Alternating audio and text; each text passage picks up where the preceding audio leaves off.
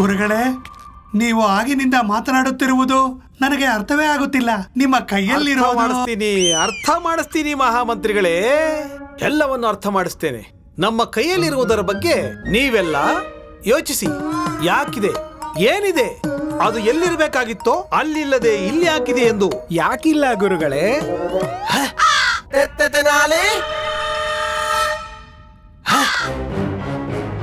ಹೇಗೆ ನಗ್ತಿದ್ದ ನೋಡಿ, ಕಿ ಕಿ ಕಿ ಕಿ ಅಂತ ನಾಚಿಕೆ ಇಲ್ಲದೆ ನಗುತ್ತಿದ್ದಾನೆ. ನಮ್ಮ ಕೈಯಲ್ಲಿರುವುದನ್ನು ನೋಡಿಯೂ ಇವರಿಗೆ ನಾಚಿಕೆ ಆಗುತ್ತಿಲ್ಲ.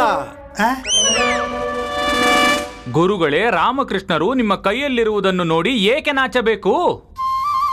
ಶೀಘ್ರವಾಗಿ ನಿಮಗೂ ಇದು ಅರ್ಥವಾಗುತ್ತದೆ.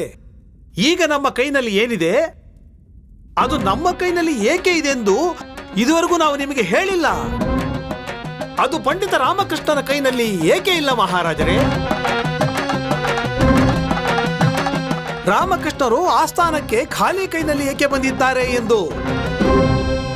ಯಾಕಂದ್ರೆ ನನ್ನ ಕೈಯಲ್ಲಿ ಏನೂ ಇಲ್ಲ, ಅದಕ್ಕೆ ಖಾಲಿ ಇದೆ. ಇದರಲ್ಲಿ ನಾಚಿಕೆ ಆಗುವಂಥದ್ದೇನಿದೆ?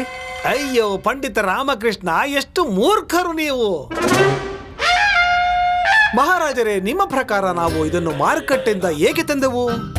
ನಾವು ಇದಕ್ಕೆ ತಿನ್ನಿಸಲೂ ಇಲ್ಲ, ಕುಡಿಸಲೂ ಇಲ್ಲ, ಇದರ ಜೊತೆ ಆಟವಾಡಲು ಬಯಸಲಿಲ್ಲ. ಆದರೆ ಗುರುಗಳೇ, ನೀವು ಇದರೊಂದಿಗೆ ಏಕೆ ಆಡಬೇಕು? ಇದು ಆಡುವ ವಸ್ತುವೇ. ಸರಿಯಾಗಿ ಹೇಳಿದ್ರಿ ಮಹಾರಾಜರೇ.